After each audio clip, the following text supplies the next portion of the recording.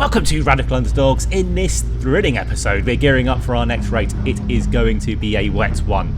The rain is coming down, the track is greasy, and the adrenaline is pumping. And it's even more wet because I made the rookie error of turning up way too early. Before we do hit the track though, I do want to extend a huge thank you to some incredible fellow racers who generously helped me with the car setup, Oak and Joe especially.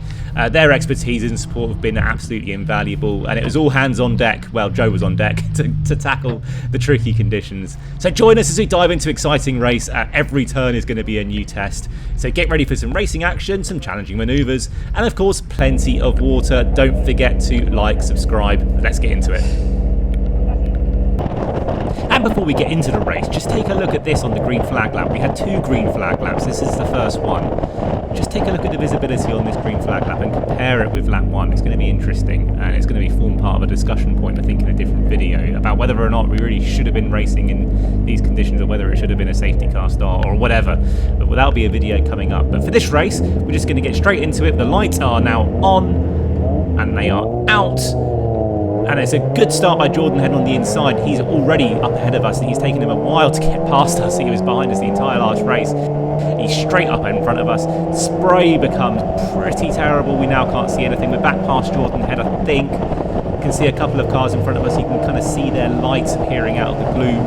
You've got cars streaming around the outside. You can see Jordan Pimley's going all the way around the outside, past pretty much everyone. He's on his way to win the race from the back.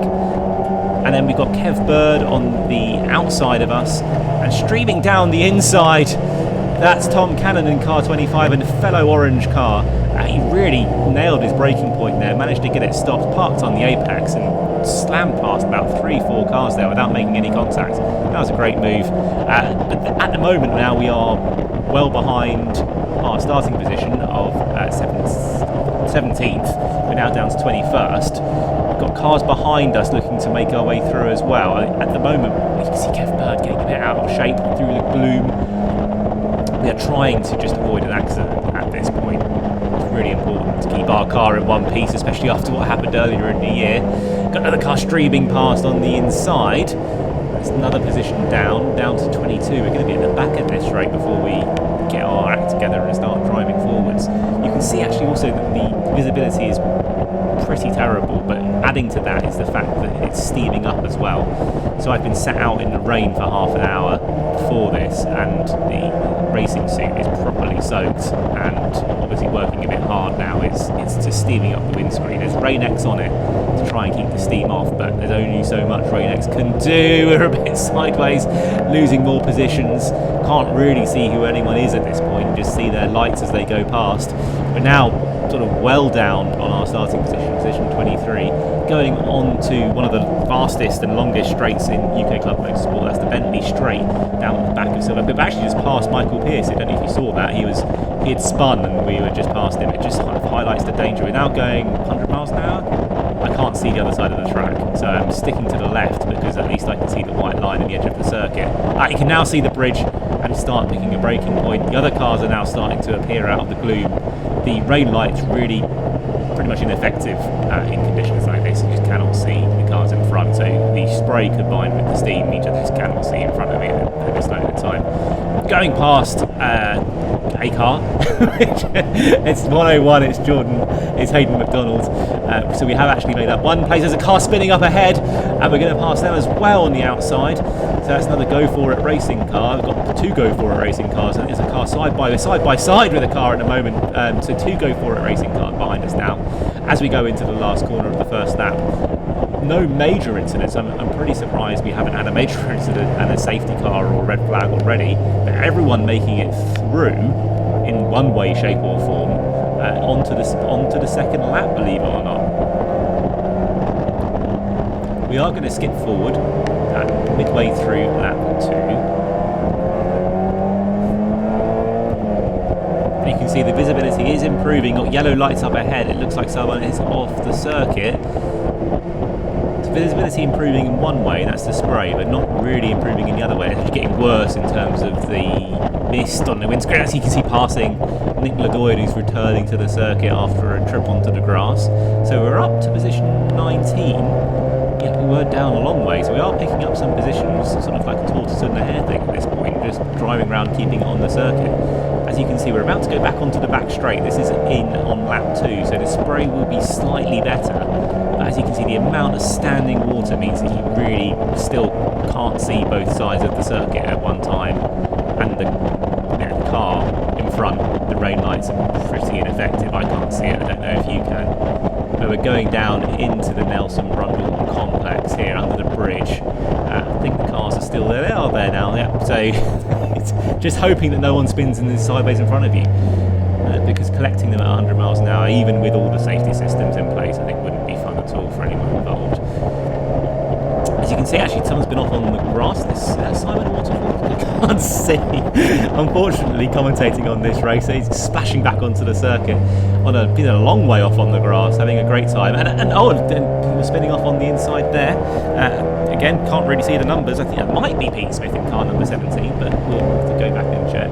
As you can see, going through the section, taking us onto the back straight again, lap 3. As you can see, the spray getting better, the misting getting worse. With the Rain-X, the misting is sort of not misting, it's just turning into water. So it's just water on the inside, water on the outside.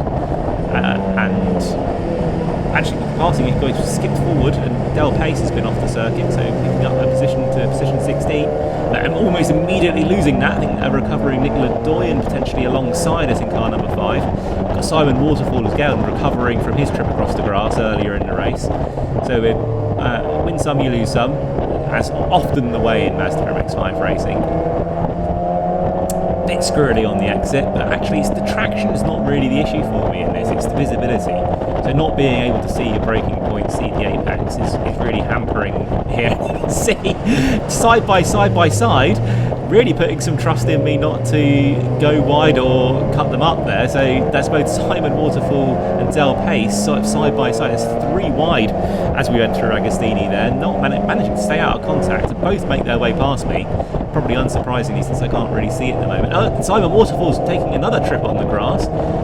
Maybe he's got a contract to cut the grass out there. And you've got Michael Pearce as well making his way past in car number 7. You saw him spinning on lap 1. He's actually gone a bit wide. So, and Simon Waterfall's back onto the circuit, but a bit sideways as we go back through Williams onto the Bentley straight. I don't think we're going to be able to outbrake Michael on this one. He was definitely faster in these conditions as well. You can probably see in his car as well. And back onto the straight, lap 4 of 5. Can't wait for this race to end because I just really can't see. So even with a few laps gone by and actually only 4 or 5 cars in front, the spray and the standing water means it's pretty terrible. You just can't see. And for me, the misting is getting worse. I shouldn't have arrived so early. It's one of those things that you learn probably once, and not to arrive so early. A lot of people I spoke to afterwards said the importance of keeping your suit dry is really important. And I didn't really have a team to hold the umbrella for me, so next time we'll definitely have the team out there holding the umbrella. Anyway, we're on to the last lap, and we're actually under pressure on this last lap. We're at position 21. And so a long way down from where we started, a long way down from where we're used to finishing as well. So this weekend's not been great for us. Simon Privet's putting us under a lot of pressure with behind two orange cars going at it. And we're going through the section of corners, sort of Hamilton, Oggies, and Oggies to now. And Simon's very close to the back of us. If he can get a good run, he's actually not been able to put the traction down. You can see spinning up the rear wheels and struggling to keep it on the road, but he did keep it on the road in the end. And we're now going to go through Williams onto the Bentley straight. I personally didn't have too many issues with aquaplaning. It was just the visibility I couldn't really see. So as you can see, back onto the last start-finish straight. Simon is still behind us. We picked up a couple of positions. I don't know where we picked up the last position. We did finish position 19. I was counting it all the way through. I'm not quite sure where that happened. Maybe someone went into the pits. Maybe we passed them out in the gloom. But that's it. Thanks very much for watching, and catch you again next time. Well, we'll be discussing whether or not we should have really been doing this race at all.